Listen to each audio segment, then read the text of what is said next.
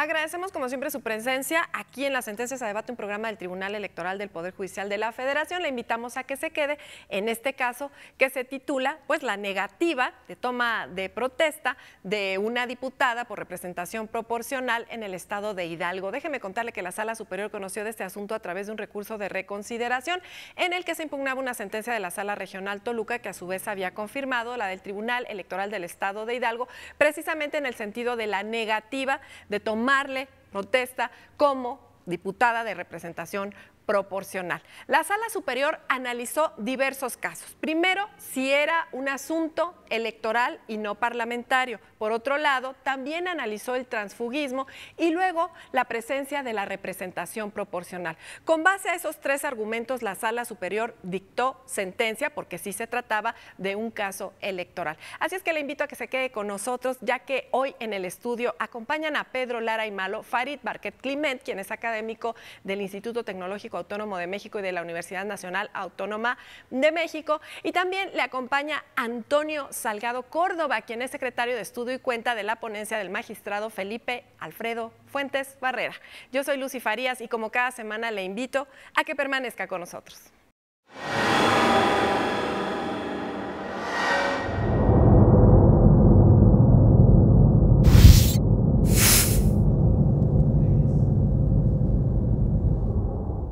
¿Qué tal? Sean todos bienvenidos, como siempre, a su programa Las Sentencias a Debate del Tribunal Electoral del Poder Judicial de la Federación. Gracias a Lucy, quien ha adelantado la presentación de nuestros invitados. Antonio, muchísimas gracias por estar con nosotros. Gracias. Farid, es un gusto tenerte nuevamente con nosotros. Muchas gracias. Y bueno, pues vamos a hablar sobre el recurso de reconsideración número 309 de este año, que es un asunto muy interesante, que diría yo que está en el límite entre el derecho electoral y el derecho parlamentario. Se trata de la impugnación que realiza una ciudadana, originalmente el segundo lugar en la lista del Partido Acción Nacional para las diputaciones de representación proporcional en el estado de Hidalgo. Y bueno, pues viene precisamente contra una sentencia de la Sala Toluca que de alguna manera no concede su pretensión cuando un diputado ya electo y en funciones se separa del grupo parlamentario, en este caso del Partido Acción Nacional, para irse a otra fracción, en este caso del Partido Morena, ¿no? Particularmente hablando. Y bueno, pues la lógica que se expone, ¿quién mejor que Antonio para contarnos cuáles son los antecedentes? Sobre todo, cuéntanos qué fue lo que pasó para que se motivara la presentación de este recurso de reconsideración por parte del actor. La hoy recurrente era el segundo lugar de la lista para acceder a la diputación en la vía de representación proporcional. Quedó nada más el primer lugar de la fórmula y se asignó al suplente porque quien encabezaba la fórmula también fue elegido por mayoría relativa. Entonces pasan un par de años y en marzo de 2018 este diputado del Partido Acción Nacional renuncia a la militancia, renuncia a la fracción parlamentaria. Y como Morena solo tenía un diputado en el Congreso local, bueno, se presenta un escrito a la mesa directiva para constituir la fracción parlamentaria de Morena. Perdón, ¿existe el dato de cuántos diputados tenía justamente en el momento de separarse el Partido Acción Nacional? No lo tengo fresco. Después de esto se promueve un juicio ciudadano local. La hoy recurrente promueve juicio ciudadano local y el Tribunal Electoral decide confirmar el acuerdo por el que pues estos actos, ¿no? La renuncia y el cambio de bancada. La pretensión toral durante la cadena impugnativa es que, como a juicio de la recurrente, la diputación de representación proporcional está íntimamente ligada al partido político, porque los votos a través de los cuales se accedió a la diputación fueron los votos del partido, no los votos del candidato. Entonces, a juicio de ella, este cambio de bancada debía generar una vacante. Y ella, al haber sido el segundo lugar de la lista, que ya no alcanzó a entrar, recorrer y entrar y que le tomaran protesta como diputada. El tribunal, la Sala Toluca, no estuvo de acuerdo, no consintió su pretensión, bajo el argumento de que si bien los partidos son el conducto para que la ciudadanía acceda a los cargos de elección popular, una vez que se accede a ellos, estos representantes populares, el fin de este cargo es el bien común, el bien de la ciudadanía, y no pueden estar sujetos ni a intereses personales ni a los intereses del partido político. Y no está legitimado ni un partido, ni siquiera lo dice la sala regional, ni siquiera la autoridad administrativa electoral para solicitar la renuncia o la sustitución de un diputado, con independencia de cuál sea el principio por el cual haya accedido al cargo. Una vez que ellos son servidores públicos, una vez que ellos son diputados, representan a la ciudadanía, no al partido político. En contra de esa determinación, se vienen al recurso de reconsideración. Como sabes, hay requisitos especiales de procedencia en el recurso. Ese es un tema muy interesante, muy interesante. Sí, aquí se estima que la sala regional hizo una interpretación del principio de representación proporcional, porque la sala comenta que este principio busca maximizar el voto igualitario y lograr la conformación de un órgano de representación popular plural. Y entonces se estima que la sala regional interprete el alcance del principio de representación proporcional y a juicio de la recurrente esto incide directamente en su derecho a ser votada en la modalidad pasiva. Entonces se estima que si hay un análisis de constitucionalidad, se considera procedente el recurso y se analizan sus agravios. Básicamente lo que ella plantea es una indivisibilidad entre la Diputación de Representación Proporcional y el partido político. Creo que ciertamente es el punto de polémica porque cuando, por ejemplo, hemos estudiado el leitmotiv de la representación proporcional, entendemos que es precisamente para que los sectores minoritarios tengan una representación, en este caso ante las autoridades, particularmente el Congreso del Estado de Hidalgo, de tal forma que efectivamente no haya un solo sector de la sociedad que quede sin la representación ante este órgano legislativo. Y la cuestión es precisamente eso, si realmente los votos que recibe un partido político automáticamente se convierten en un compromiso de representación de ese partido ante la ciudadanía por conexiones ideológicas, por finalidades comunes, etcétera, etcétera. ¿Cómo se determinaría en este caso precisamente el nivel de representación real? Porque como ya lo ha adelantado Antonio, pues sabemos que los legisladores se deben absolutamente a todos los ciudadanos, ¿no? Pero ¿en qué medida las ideologías podrían establecer compartimentos estancos de representación frente a sectores específicos, de tal forma que el principio de representación proporcional vaya en esa misma línea de entender que incluso esas minorías, como sabemos, ya lo mencionó Antonio, Morena tenía un solo diputado. ¿A quién realmente representarían? O si están generando un equilibrio que no se dio, porque sabemos que además en las asignaciones de representación proporcional siempre hay algunos márgenes de actuación en los que se tiene que quitar a lo mejor un diputado para ponérselo a otro partido, y hay movimientos tratando de encontrar ese equilibrio, que en matemáticas puras y duras nunca se consigue, porque no son fraccionables los diputados, ¿no? Entonces dices, oye, pues tienes 0.6% de necesidad de mover acá para conseguir un equilibrio de representación, pero acá dejas con ese 0.4% en deficiencia. No es posible hacer esos ajustes, ni tampoco creo yo que sea matematizable en sentido estricto la representación, ¿no? Lo que plantea este asunto, más allá de que no se acoge favorablemente la pretensión de la ciudadana que vino a la jurisdicción del tribunal a solicitar su incorporación al Congreso del Estado de Hidalgo, más allá de que no prosperó su pretensión, permite esta resolución comentar y echar luz sobre lo que ya ustedes vienen hablando muy bien de la representación proporcional. La representación proporcional obedece a que las elecciones de mayoría pueden generar una distorsión, pueden generarnos un espejismo en cuanto a cómo realmente están dadas las preferencias políticas en una sociedad. Pensemos, por ejemplo, en un Congreso, en el propio caso del Estado de Hidalgo, que se trata de 30 legisladores. Es un Congreso conformado por 30 diputados estatales. Vamos a pensar que todos fueran de mayoría y que en cada uno de esos 30 distritos hubiera solo 100 ciudadanos, que hubiera una paridad en cuanto al número de votantes. Pensemos que el partido A gana con 51 votos cada uno de esos distritos y el partido B pierde todos esos distritos por 49 votos. ¿Quién tendría la totalidad de la representación? El partido A. En realidad, en esa sociedad, ¿todos son adherentes, simpatizantes y votaron a favor del partido A? No, al contrario, es una sociedad literalmente dividida. Entonces, para evitar esas distorsiones del principio de mayoría, es que se previó una forma de representación que, como bien lo dice su nombre, es una representación en proporción a los votos obtenidos.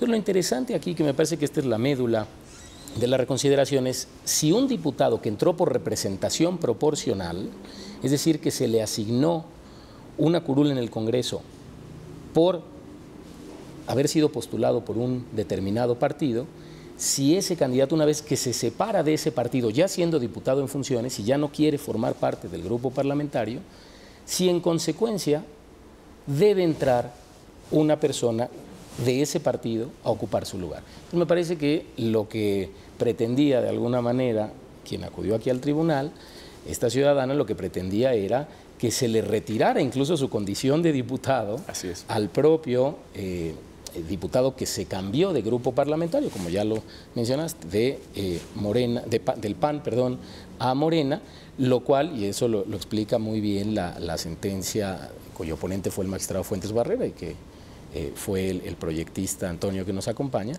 pues deja muy en claro que no se puede ampliar el número de diputados. Eso sería ir más allá de la Constitución local para que fueran ya no 30, sino 31. ¿no? Así es. Entonces, me parece que lo que deja en claro esta sentencia es que los diputados, aun cuando hayan entrado vía representación proporcional, por haber sido postulados por un partido, no por eso pierden su independencia.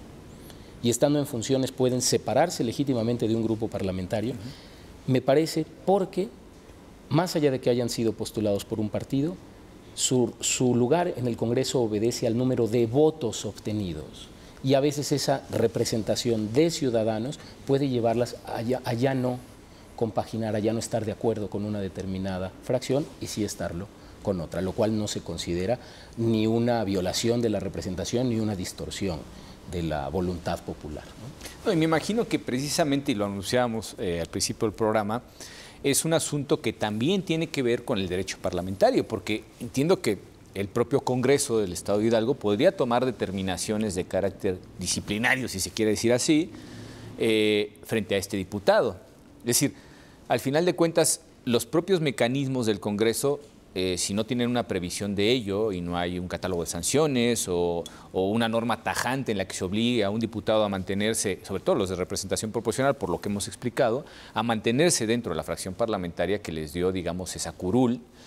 Pero también hay otra cuestión y que se dice muy claramente en la sentencia. Tanto los diputados de mayoría como los de representación proporcional tienen exactamente los mismos derechos y obligaciones. Y eso de alguna manera allana el panorama, porque estamos en un escenario que obedece precisamente al mandato constitucional que tienen los legisladores de representar absolutamente a toda la población, ¿no? Yo sí creo que la ideología, y voy a sonar como Slavoj Žižek, ¿no? el filósofo, creo que es un objeto sublime la cuestión de la ideología, y es un objeto complejo. ¿Hasta dónde realmente la ideología hace conexión con la voluntad de la ciudadanía? En este caso, podemos decir que el diputado saltó del agua al aceite o viceversa, porque ideológicamente tenemos, por lo menos formalmente hablando, digo, siempre hay esos matices y cada persona pues profesa sus propias creencias políticas con sus claroscuros, ¿no? Pero en este caso, pues estamos hablando de alguien que se sale del Partido de Acción Nacional para irse a Morena.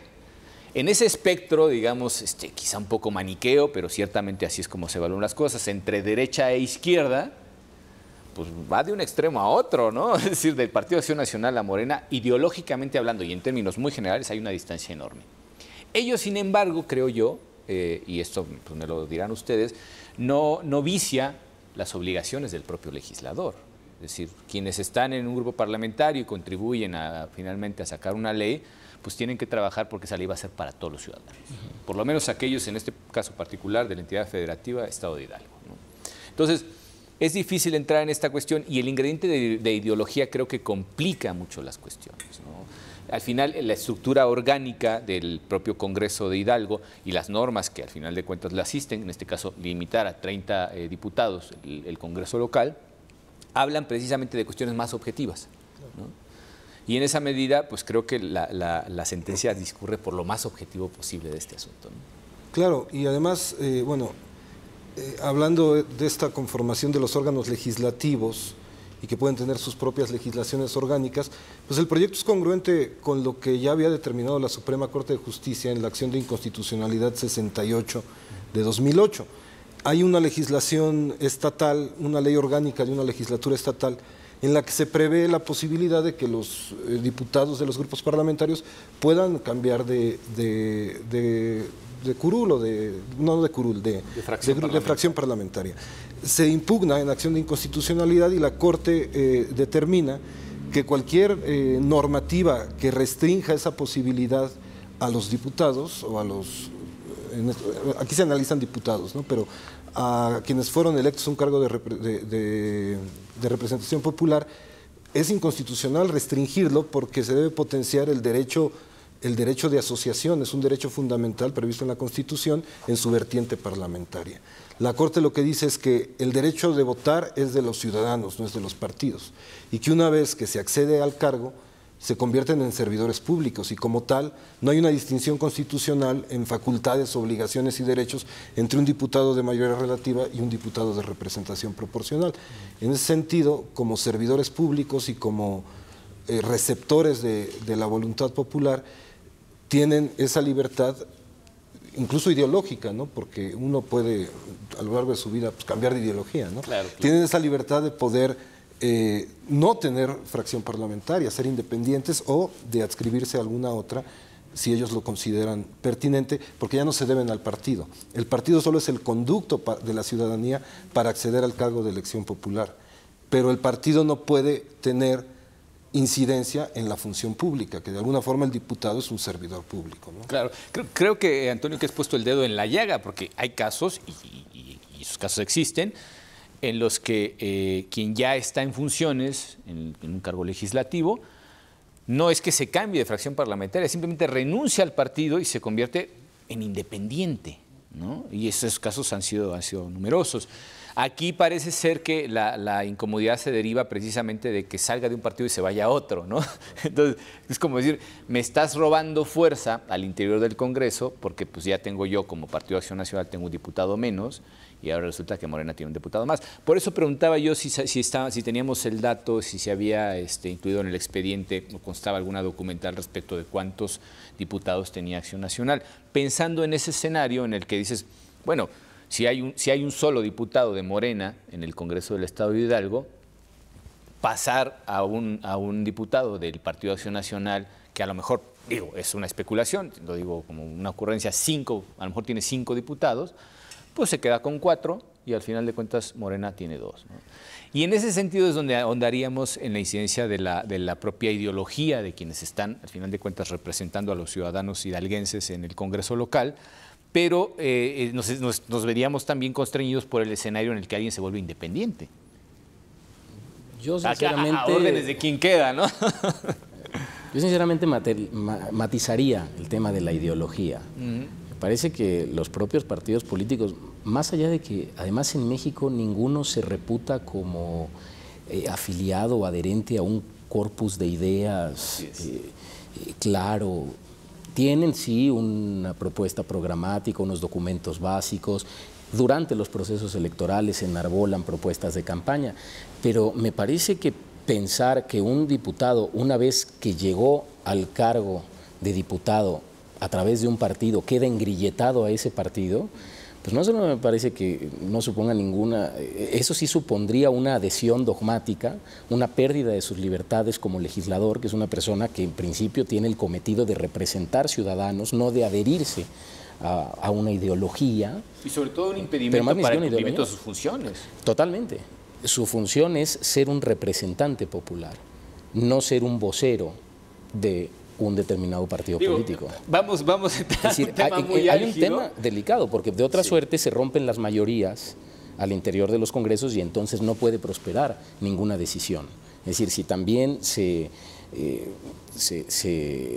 ¿cómo decirlo?, se queda pulverizado, digamos, si se rompen los bloques al interior de un órgano representativo, entonces no se pueden construir mayorías que conduzcan a la toma de decisiones. Desde luego que debe haber cierta disciplina partidista, pero un legislador no puede seguir perteneciendo a un grupo en el que ya no quiere estar. Claro. Si nos permite, vamos a ir a un corte y volvemos con ustedes en un momento.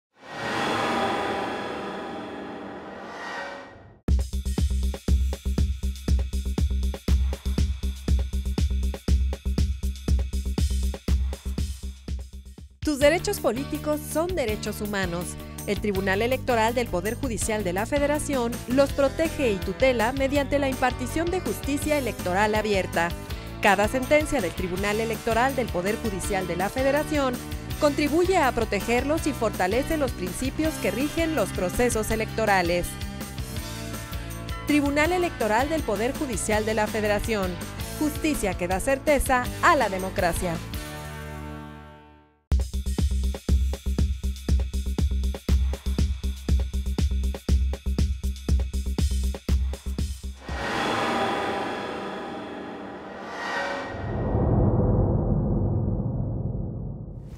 Bueno, pues estamos con ustedes en nuestro segundo segmento. Hablábamos de una cuestión escabrosa, ciertamente, por la subjetividad que implica un análisis de esta naturaleza, y es la cuestión de las ideologías.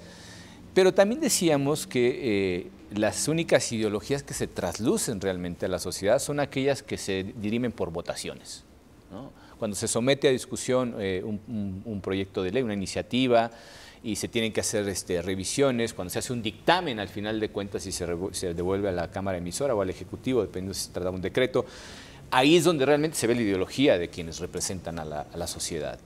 Y independientemente de las banderas, que ya no es lo mismo que las ideologías, porque digamos que las banderas son las ideologías más aparentes, pero no tienen que ser la esencia, nos podemos separar perfectamente del ejercicio legislativo, pues con el simple hecho de cumplir con la labor legislativa, generar leyes que al final de cuentas son aplicables a toda la ciudadanía y donde podemos ver, pues digamos, la tendencia, ¿no? Si es más de izquierda, más de derecha, más liberal, más restrictiva, etcétera, etcétera, pues es a la hora que ellos votan y que esos grupos parlamentarios sacan leyes que son aprobadas y que inciden en la vida de las personas. Y poco creo que hemos hablado sobre el trabajo de los parlamentarios, pero creo que es importante hacer mención de por qué realmente son representantes de la ciudadanía, ¿no?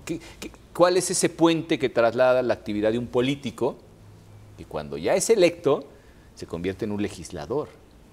Y yo creo que hay una cuestión importante y es que, aunque no sea así en la práctica, la teoría nos dice que los partidos políticos y sus candidatos triunfadores deberían de estar separados.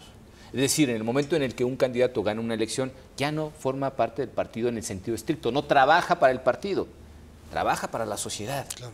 Y ese salto creo que es una cosa muy difícil, ¿no? No lo hemos digerido del todo. Pero esa es la premisa fundamental que permite desestimar la pretensión de la recurrente, ¿no? Claro, por supuesto. Que el diputado no se debe al partido, no debe fidelidad al partido, sino que debe fidelidad a la ciudadanía, es un representante popular. Y eso es también lo que le da cabida a que su pretensión pueda ser analizada por ese tribunal, porque ella lo que dice, violentado es su derecho a ser votada. Porque aquí está el tema, si estos temas de transfugismo electoral es una cuestión parlamentaria o es una cuestión que compete al derecho electoral.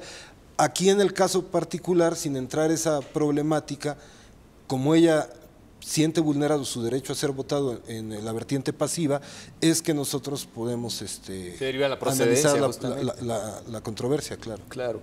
Esto es importante porque precisamente el razonamiento que da pie a que el REC sea procedente, el recurso de reconsideración, REC es una abreviatura de cariño, ese recurso de reconsideración que tiene una naturaleza constitucional y que solamente gracias al cumplimiento de esos requisitos, al final de cuentas será procedente, pues tiene que asumir los agravios planteados por la actora, en este caso, que son la vulneración a derechos político-electorales. Esa es la cuestión que hace muy interesante la procedencia del recurso de reconsideración en este caso y en algunos pasos que ha dado este tribunal precisamente para abrir la procedencia del recurso de reconsideración. Recordemos que anteriormente solo los partidos políticos estaban legitimados para su presentación y, como se suele decir, a golpe de sentencia, hemos conseguido ampliar ese espectro también en virtud de la obediencia que tenemos al artículo 17 constitucional, que nos obliga, al final de cuentas, pues, a abrir la justicia a cualquiera que toque la puerta de este tribunal, incluso por las vías constitucionales, como es el caso del recurso de reconsideración. Pero bueno, volviendo al tema de las ideologías, decimos, pues sí, hay unas ideologías que pueden identificarse en los procesos electorales y que la gente pues vota a favor de unos u otros porque esa conexión, esa empatía con las ideas que postula un candidato, ya sea por vía de un partido político o por vía independiente. Pero después existe como un salto un salto que permite precisamente que ese candidato ya electo asuma una serie de funciones que no tienen ya que ver con su ideología y que incluso en algunos momentos van a ir en contra de su propia ideología, ¿no? Otra vez yo no sería tan tajante. Yo diría que un legislador en funciones se debe a los ciudadanos que votaron, no solo a los que votaron por él o por su partido, en el caso de los de representación proporcional por su partido, sino que también guarda una relación, si no de subordinación y de sujeción total, sí una relación de pertenencia con un grupo parlamentario que es un grupo parlamentario de ese partido. Si se diera esta división tan tajante de que una vez que toma protesta el legislador debe desentenderse del partido que lo postuló, sería imposible que hubiera iniciativas de ley, sería imposible que se ejercieran presupuestos de fracciones parlamentarias para realizar investigaciones, sería imposible que se integraran comisiones. Es decir, sí hay una relación de pertenencia, diría yo, del legislador al partido, esa se mantiene durante toda la legislatura, salvo que, como en el caso que estamos analizando, hay una desaveniencia, alguna diferencia, puede ser no una diferencia ideológica, no un rompimiento político, puede ser una fricción coyuntural. No, puede ser hasta una iluminación de la conciencia, ¿no? En algún momento un llegó pleito, a la conclusión de que había elegido un pleito equivocadamente. al interior del grupo. O como ya lo dijo también, hay un cambio de visión.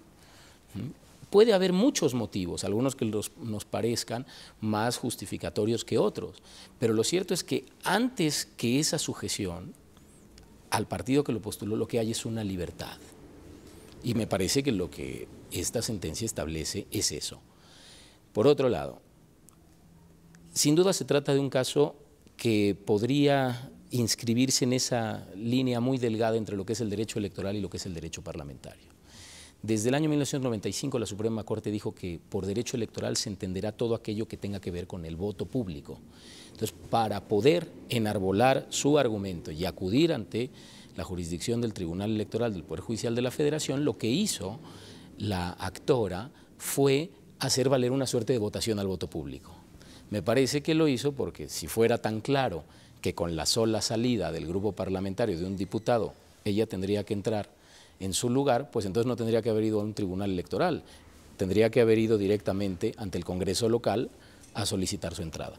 Pero solo, en virtud de que sabía que eso no iba a ocurrir, solo pudo darle un anclaje en términos de derechos políticos, en términos de violaciones a sus prerrogativas ciudadanas, y con apertura la Sala Superior del Tribunal dijo, entre que sea derecho parlamentario o sea derecho electoral, prefiero escucharte, no cerrar mis puertas, prefiero darle cabida a tu gente, y eventualmente, como finalmente se resolvió, pues no se le dio la razón, pero sí se estudió su petición.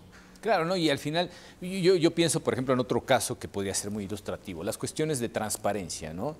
El nacimiento del INAI trajo ciertamente algunos conflictos de competencia, por ejemplo, con las autoridades jurisdiccionales. Este tribunal, sin ir más lejos. Y creo que fue muy acertada la decisión de comenzar a prefigurar las cuestiones de competencia en función de los derechos en juego, ¿no?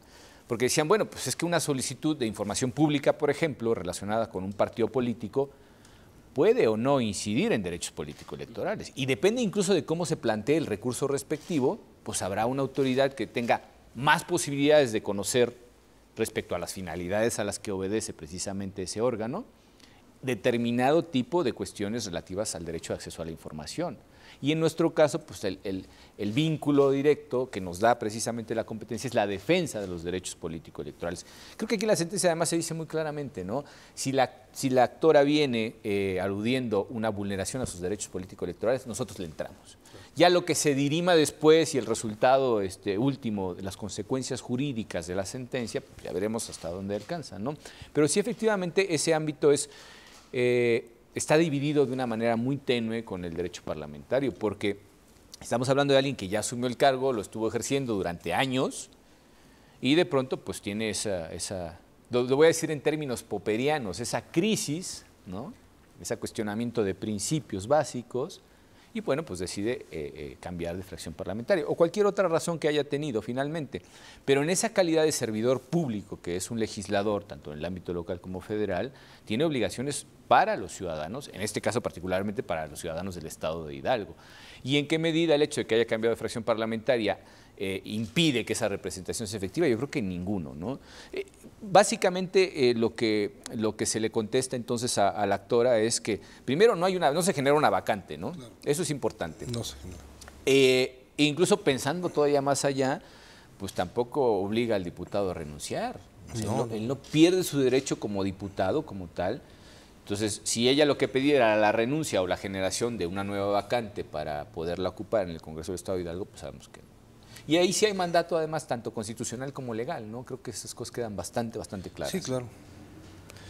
Aquí, en esta línea divisoria entre el derecho parlamentario y el derecho electoral, a mí me pareció interesante echar una ojeada al derecho comparado, ¿no? Cómo se ha tratado esta temática, ¿no? Y encontré algunos casos interesantes. Por ejemplo, en Brasil sí se asume que una diputación de representación proporcional, la curul le pertenece al partido. Y si hay un cambio si se pretende un cambio, una tránsfuga, un cambio de bancada, y es grave, sí se le retira, ¿no? O hay quien lo maneja, sí tienes el derecho de cambiarte, pero va a haber una sanción, como en El Salvador, en donde el Tribunal Constitucional, la Corte Constitucional, le dijo al órgano electoral, no puedes inscribir en este nuevo proceso electoral que viene a alguien que se haya cambiado de partido. No puedes inscribirlo para acceder a un cargo de elección popular en el siguiente ejercicio. Hay casos más sueltos, como en Francia o en España, ¿no? En Francia, a nivel orgánico, se regula cómo va a operar el cambio de bancada, sin sanción alguna, ¿no?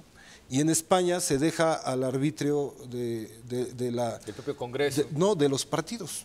Los partidos a nivel municipal han llegado a acuerdos entre los partidos en donde dices, oye, no vamos a permitir que se salgan de la bancada, y si se salen, no los puedes admitir en la integración de órganos municipales, etc. O sea, como que el desarrollo que ha venido teniendo el tema es muy disímbolo en distintos lugares del mundo, ¿no?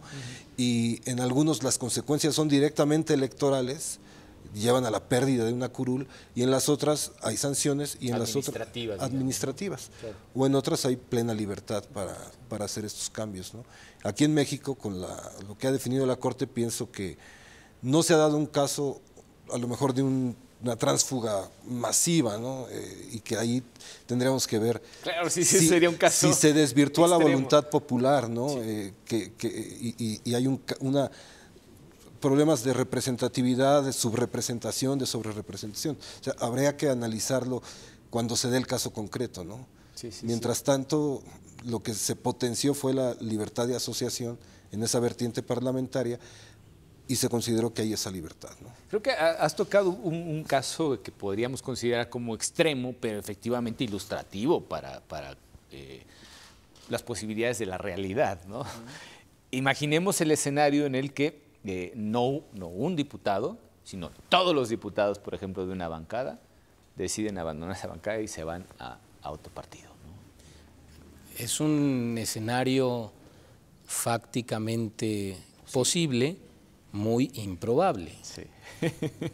Me parece que los partidos políticos, esto hay que apuntarlo, nacieron no como vehículos para el acceso de los ciudadanos al poder público, sino como bloques al interior de órganos parlamentarios ya constituidos. La expresión partidos, incluso etimológicamente, es deudora de la palabra parte. Cómo la Asamblea Nacional Francesa se partió en bloques en orden, ¿sí?, a las votaciones al interior de ese órgano parlamentario. Entonces, esto que se ha dado en llamar transfugismo es la expresión más extrema del abandono de una simpatía política para abrazar otra. Si es que la hubo en algún momento. Pero todo el tiempo en los órganos parlamentarios esto ocurre. Cada que se presenta una iniciativa de ley, hay reacomodos, quiénes están a favor, quiénes están contra, y entonces hay una dinámica de agregacionismo, ¿sí? Unos se van sumando a otros, otros se desprenden, vienen otros a sumarse, que después se pueden volver a salir, etcétera. Los cabildeos producen precisamente todo ese movimiento. Por supuesto. Sin duda. Me parece que eso forma parte de la deliberación democrática, que en eso puede haber, desde luego, deslealtades con el electorado, olvidos de promesas incumplidas, incongruencias ideológicas, sin duda, que puede haber motivaciones pueriles, cooptación. Mercenarios. Por supuesto, que puede haber también oportunismo, ¿no? Un legislador que va viendo hacia dónde soplan los vientos, entonces dice, si este es el que va a ganar, mejor me voy ahora con el ganador, ¿no? Sí. De hecho ha pasado mucho, sobre todo en esta elección creo que es el transfugismo. Pero me parece que hay mecanismos para sancionarlo. ¿Quiénes? Los propios ciudadanos con su voto. Ahí donde vean que hay un legislador incongruente, un legislador que va como veleta por donde sople el viento, que no tiene ninguna consistencia en sus planteamientos ni en lo que vota, ¿cuándo es la oportunidad de sancionarle, valga la expresión? Con su voto en la siguiente elección. Es decir, para eso también se están previendo mecanismos de reelección en nuestro país, para que pase por el tamiz de la aprobación popular. Me parece que no le debe corresponder a las normas ni constitucionales ni legales el impedirle ese paso, como ya nos ilustró Antonio, que en otros países de nuestro continente sí ocurre. Claro. ¿Tú querías comentar algo, Antonio? Sí. No, básicamente eso, o sea, resaltar que aquí lo que está en juego, de alguna manera, hay una dualidad, ¿no?, entre el individuo que ostenta el cargo, ¿no?, y que como individuo tiene ciertos derechos fundamentales, ¿no?, y uno de esos derechos fundamentales es el de la libertad de asociación política, ¿no? Entonces, y de la permanencia en el cargo, que eso también es una cuestión importante, ¿no? Por supuesto. Entonces, ¿hasta dónde puedes limitarlo? ¿Hasta dónde puedes acotar su actuación, ¿no? Yo creo que lo que resolvió la Corte potencia esas libertades individuales y no vería la forma de a través de leyes o a través de regulaciones tratar de acotar o de sancionar este tipo de movimientos, ¿no?, tránsfugas, como le llaman. Tránsfugas. Entonces, perdón, se volverían los legisladores, se volverían como fichas de quien en este caso, digamos, sería el líder del partido. Claro, de hecho ahí es donde está la contradicción, justamente. No habría ninguna independencia de criterio, ninguna posibilidad de objetar o de abstenerse o de simplemente disentir. De hecho, en los partidos en los que la estructura es muy vertical se ve eso, ¿no?, al final de cuentas. Si nos permite, vamos a ir a nuestro segundo corte y volvemos en un momento. Muchas gracias.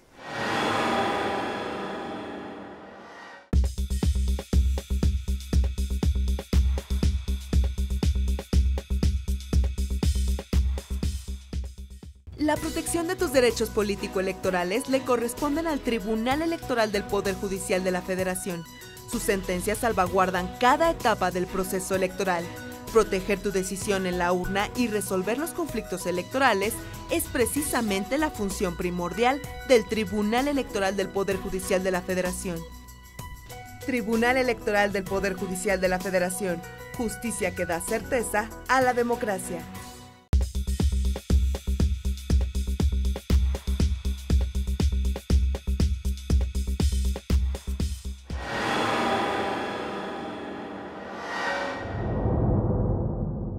Bueno, pues ya en la recta final de nuestro programa y seguimos hablando de cuestiones relativas a la ideología, porque, bueno, creo que tienen que ver mucho, sobre todo para entender las motivaciones más aterrizadas, las más pragmáticas, que podrían darse en determinados casos. Hemos visto en esta elección mucho transfugismo, ¿no? Antes, en la mayoría de los casos, sí, evidentemente, antes de iniciado el proceso, antes de las campañas, por supuesto, pero hemos visto mucha gente que se ha cambiado de partidos. Y en cierto modo, quizá tienes toda la razón, respecto de que, pues, como ven el panorama, dicen, no, pues me voy con el ganador, ¿no?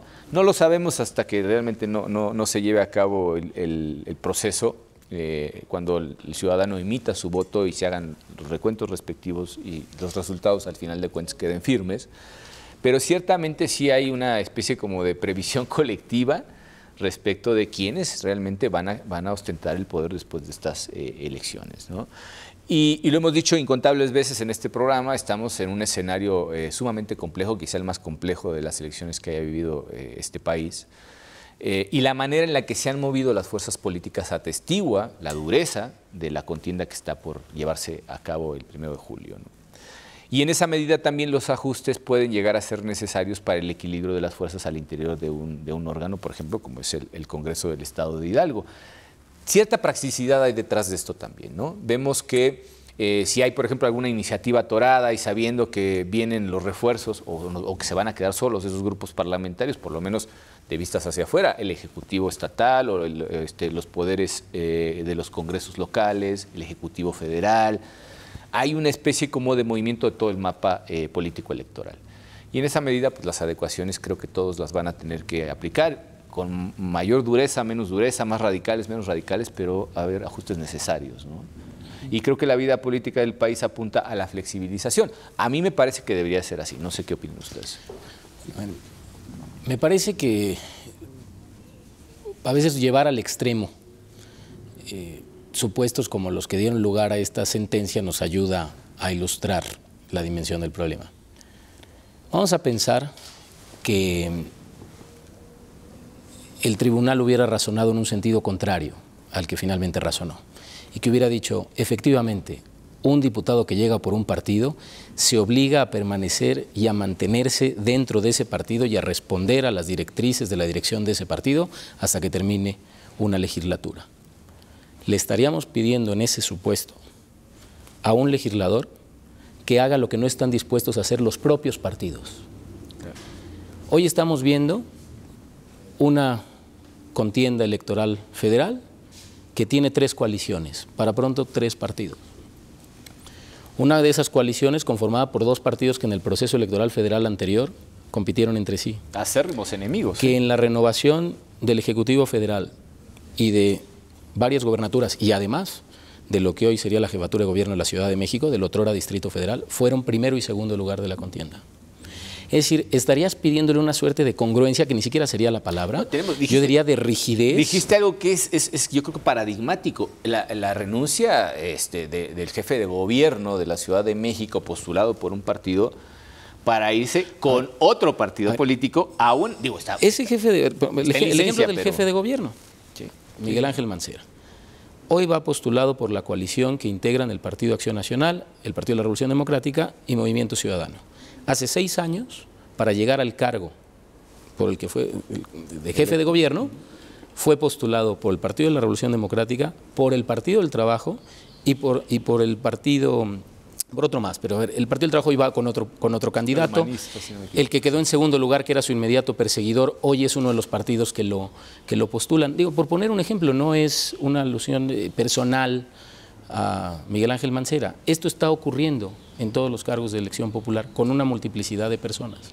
Entonces me parece que ¿por qué se le pide o por qué se le podría pedir, ¿sí?, una adhesión impertérrita a un legislador cuando los propios organismos políticos están juntándose, separándose, llevando a cabo alianzas parciales, para algunos cargos sí, para otros no? Es decir, se le está queriendo pedir una congruencia que me parece que es una verdadera exageración, pero además una adhesión a unos órganos que en absoluto se están conduciendo ni por pautas ideológicas, se está conduciendo absolutamente en términos de coyuntura y de pragmatismo en el mejor de los casos. Por no decir oportunismo. Sí, claro, efectivamente. Y aquí la adhesión que se pediría yo creo que ni siquiera es de fidelidad política al partido. Hablábamos al principio de la ideología por eso, ¿no? O sea, ¿qué ideas son el soporte, digamos, de lo que identifica a un candidato frente a la ciudadanía? ¿Qué tipo de promesas lo comprometen a qué cosas? ¿A qué ideología podemos imputar esas promesas y su cumplimiento o incumplimiento? ¿En qué medida esa subjetividad, esa serie de ingredientes subjetivos podrían atar a alguien a respetar, por ejemplo, decíamos, ¿no?, por citar un elemento de los más polémicos, ¿qué hacen los legisladores, por ejemplo, de Hidalgo en cuenta del tema del aborto? ¿O qué hicieron en su momento cuando vino la reforma a nivel nacional? ¿Qué hay, por ejemplo, de las cuestiones de drogas? ¿Qué hay de todos esos temas polémicos que normalmente son abordados por la izquierda y que ofrece pues, ciertas soluciones legislativas, ese tipo de cosas? O quienes realmente dicen, no, pues no, yo soy conservador y a mí estas cosas no me gustan y prefiero que pues, las ideas sigan siendo como antaño, por respeto a mis principios, etcétera, etcétera. ¿En qué medida se comprometen efectivamente a una ideología? Y en la praxis, sobre todo, ¿qué leyes van a emitir conforme a esa ideología. Entonces no habría posibilidad, perdón, de militancia política. Claro. Tendrías que adherirte en bloque a lo que plantea un partido político. Así es. Tú puedes compartir algunas propuestas, algunas ideas de un partido y otras no. Pero entonces asumir que porque me postuló un partido ahora tengo que suscribir su programa político en su totalidad, ya no solo es apartarme de mi cometido como legislador, es renunciar a mis libertades como individuo. Sí, no, ya la libertad del propio legislador que tiene reconocimiento constitucional. Es que una postura así yo pienso que atentaría contra una circunstancia que es función pública. El diputado, el senador, el síndico son representantes populares, pero son servidores públicos.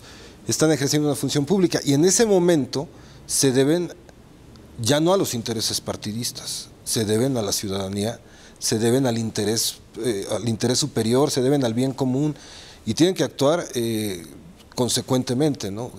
Hay un régimen de responsabilidades, vamos, hay muchas herramientas que van a dirigir su actuar, pero no pueden ser los intereses de un partido político, ¿no? Y ni siquiera los del propio individuo en sentido estricto, ¿no? Porque muchas veces hay que anteponer el interés público a las convicciones personales. Lo hemos visto precisamente con ese tipo de reformas, sobre todo las de naturaleza constitucional, que son muy polémicas, y seguramente habrá muchos individuos al interior de los poderes legislativos locales o el federal que no estuvieron de acuerdo con esas reformas, y sin embargo las tienen que acatar, ¿no? Bueno, ahí es donde nos vamos ya a un extremo de disciplina partidista. Es decir, en modo alguno... Y disciplina parlamentaria Ni se también. quiere... A ver, creo que tampoco sería deseable pulverizar a los grupos parlamentarios. Eso haría caer en esclerosis a los órganos parlamentarios, no se moverían. Así es. Pero tampoco puede haber una disciplina vertical que cercene cualquier posibilidad de deliberación o de discusión. De disidencia. Al interior de los propios grupos parlamentarios también debe haber una deliberación, debe haber contraste de ideas y de puntos de vista. Claro. Entonces, me parece que esto es ver a los partidos también como organismos monolíticos, ¿no? En los que no hay ningún tipo de contraste o de diferencias de opinión entre sus integrantes, ¿no? No, y veríamos también en el extremo opuesto, por ejemplo, pues que ya no se obedece ni a la ideología postulada originalmente a través de un partido político, pero tampoco a los intereses de la ciudadanía, en la que esa libertad llevada al extremo convierte a cualquier legislador en un mercenario, literalmente a favor de los intereses de quien más dinero ponga, de quien más poder disponga, en fin, una serie de cosas. Y la función pública se desvirtuaría también, ¿no? Entonces, esa especie de equilibrio entre ambos extremos solamente puede redundar en función de beneficios hacia la ciudadanía, ¿no?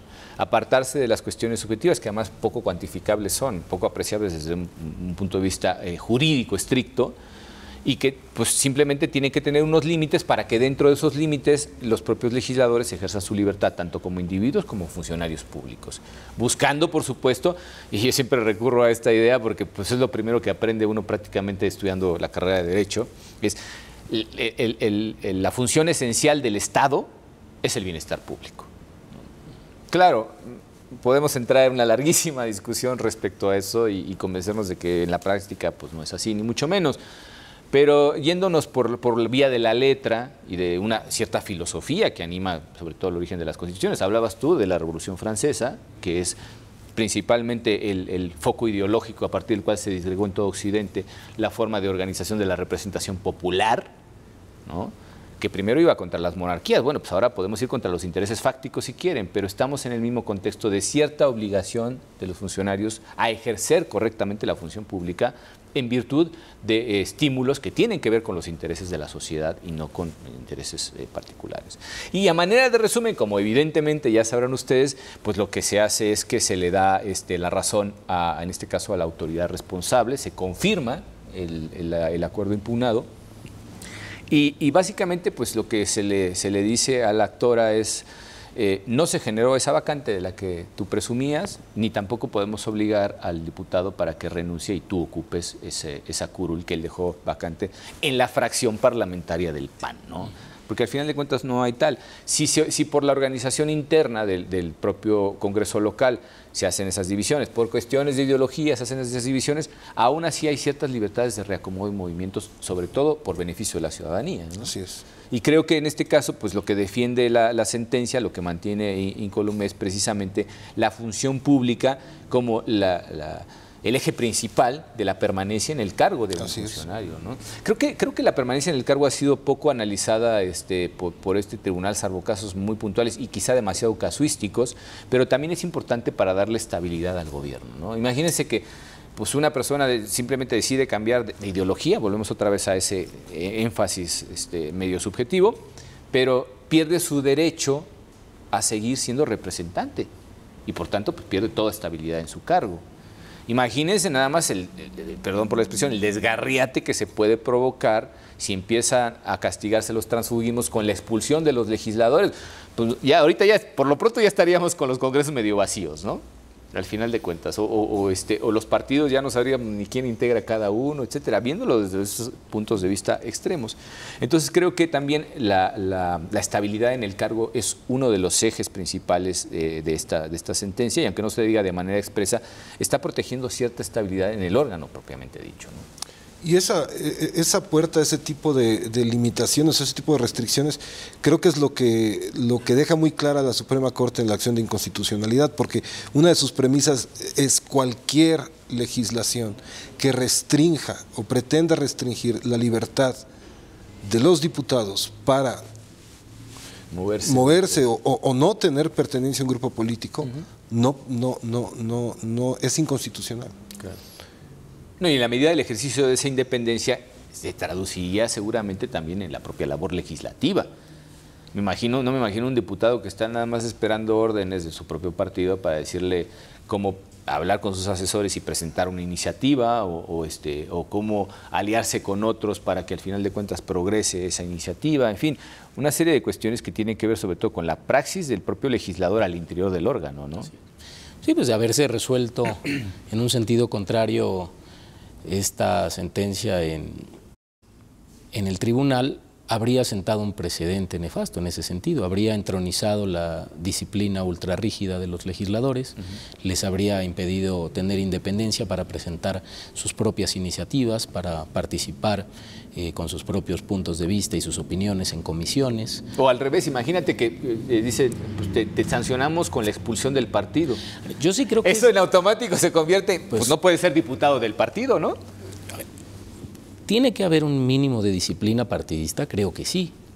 Es decir, ya una persona que sistemáticamente vota en contra de las personas de su propia bancada, entonces ya está en otra bancada en los hechos. Pero imagínate si lo expulsaran por eso y le dijeran, no, pues te vas del partido, ¿no? Lo que ocurre es que en México, como está redactada la ley orgánica del Congreso, y en general que esto se reproduce además en los congresos estatales, tienen una enorme fuerza los líderes de los grupos parlamentarios. Es decir, el poder, primero, conformar grupo parlamentario, y el segundo, quién lo va a encabezar, es uno de los aspectos más disputados en la política mexicana.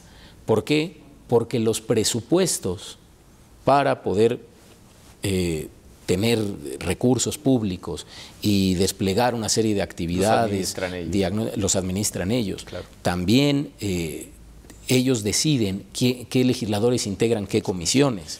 Entonces, en la medida en la que hay una gran centralización del poder en el grupo parlamentario y en quien lo encabeza, pues por eso es que se vuelven cuestiones tan disputadas y que importa tanto que un legislador se mude de grupo parlamentario o no. Esto sería inocuo si simplemente hay un legislador que ya se está adhiriendo a la política, a otra facción, bueno, pues está muy bien, pero aquí se vuelve algo que se problematiza y que inclusive llega a una sede jurisdiccional porque hay una hiperconcentración de facultades en los grupos parlamentarios. Claro. No es una simple agregación contingente que puede estar o no estar, ¿no? Sí, digo, en este caso creo que la confirmación quita mucha de la problemática por parte de este tribunal para poder dirimir esas cuestiones. también la economía de las sentencias pues obliga a no entrar en muchos asuntos que podrían resultar intrascendentes, por lo menos a efectos del fallo. Pero también por eso tenemos estos programas, ¿no? Un poco para poder desmenuzar estas cuestiones que desde el punto de vista jurídico, si se quiere, pueden ser relativamente simples, no hay mucha complejidad en esto porque creo que la cuestión está bastante clara, ¿no? Pero incluso, como decías tú, Antonio, la cuestión es, por ejemplo, del derecho comparado. Pues es importante saber que también existe una interpretación distinta y que en otros países, Brasil, decías tú, por ejemplo, se hace justamente de la manera contraria. Pero también creo que, y seguramente será así, en el caso de Brasil hay una previsión legislativa frente a esas cosas y en este caso no la hay. Por tanto, también la cuestión de la certeza jurídica, esa seguridad que todos debemos de tener para conocer las consecuencias de nuestros actos, jurídicamente hablando, no hay ninguna norma que sepamos, y si no lo sabe este tribunal, significa que no existe, se los aseguro, yo pongo la mano al fuego, en la que se prohíban esos movimientos. Seguramente en un esquema más rígido, como es el caso de Brasil, los propios legisladores habrán legislado, habrán puesto la norma sobre la mesa y decir, esto prohíbe el transfugismo, por tales o cuales razones, las que ha argumentado en su momento el propio constituyente, porque me imagino que además estas regulaciones tienen que ser a nivel de constitución, ¿no? Y de tal forma que en nuestro caso no ha habido ese tipo de restricciones. La acción de inconstitucionalidad, precisamente de la que nos ha estado hablando Antonio, tiene que ver con esto. Y si hubo en algún momento algún diferendo jurídico, pues la Corte ya también lo resolvió, ¿no? Entonces, bueno, pues están las cosas bastante claras. Hacemos también ejercicios de especulación lateral, ¿no? Como decimos, son interesantes. Y ya veremos también en la casuística, al final de cuentas, si nos encontramos con el caso que decía yo, ¿no? La expulsión de un diputado y que se pida que renuncie también a su cargo, seguramente esto será un precedente importante para poder fallar y decir, no, la inamovilidad del cargo de un diputado y su propia libertad están en juego. Por tanto, déjenlos en paz, ¿no? Muchísimas gracias por estar con nosotros. Gracias, Farid, Antonio, muchas gracias. Muchas gracias. Invitándolos, por supuesto, pues a nuestra próxima emisión de Sentencias a Debate. Muchísimas gracias. Hasta pronto.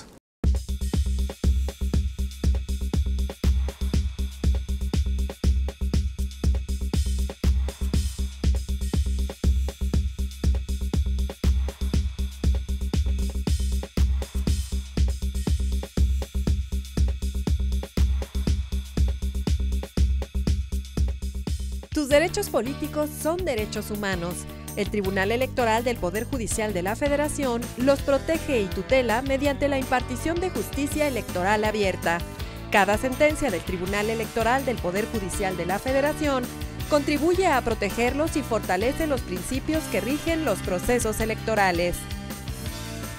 Tribunal Electoral del Poder Judicial de la Federación. Justicia que da certeza a la democracia.